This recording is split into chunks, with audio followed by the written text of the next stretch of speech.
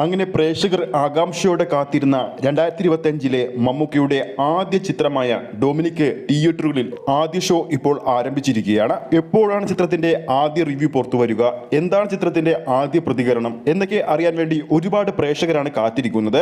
ആ ഒരു അപ്ഡേറ്റിലേക്ക് പോകുന്നതിന് മുമ്പ് നമ്മുടെ ചാനൽ ഇതുവരെ സബ്സ്ക്രൈബ് ചെയ്തിട്ടില്ലെങ്കിൽ ചാനൽ ഒന്ന് സബ്സ്ക്രൈബ് ചെയ്ത് സപ്പോർട്ട് ചെയ്യുക. ഗൗതം മേനോന്റെ സംവിധാനത്തിൽ മമ്മൂക്ക കേന്ദ്ര കഥാപാത്രമായി എത്തിയ ഡൊമിനിക് എന്ന ചിത്രം പല കേന്ദ്രങ്ങളിലും ചിത്രത്തിന്റെ പ്രദർശനം രാവിലെ 9 മണിക്ക് ആരംഭിച്ചിട്ടുണ്ട്. എന്നാലും ചിത്രത്തിന്റെ കൂടുതൽ കേന്ദ്രങ്ങളിൽ ചിത്രത്തിന്റെ ഷോ ആരംഭിക്കുന്നത് രാവിലെ 9:30 കൂടിയാണ്. അല്പസമയം മുമ്പ് മമ്മൂക്ക ചിത്രത്തിന്റെ GCC തിയേറ്റർ ലിസ്റ്റൊക്കെ പുറത്തുവിട്ടിരുന്നു. GCC രാജ്യങ്ങളിൽ മാത്രം 117 ലൊക്കേഷനിലാണ് ചിത്രം ആദ്യ ദിവസം പ്രദർശനത്തിനെത്തിയിരിക്കുന്നത്.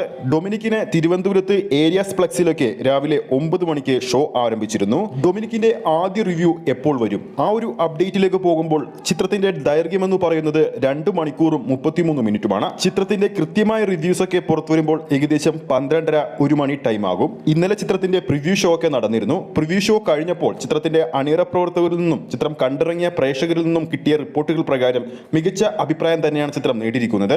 പ്രത്യേകിച്ച് ചിത്രത്തിന്റെ സെക്കൻഡ് ഹാഫ് വേറെ ലെവൽ എന്നാണ് റിപ്പോർട്ടുകൾ വരുന്നത്. ഡൊമിനിക്കിന്റെ കേരള ഫൈനൽ പ്രീസെയിൽ കളക്ഷൻ അപ്ഡേറ്റുകൾ കഴിഞ്ഞ വീഡിയോയിലൂടെ നമ്മുടെ പ്രേക്ഷകരിൽ എത്തിച്ചതാണ്.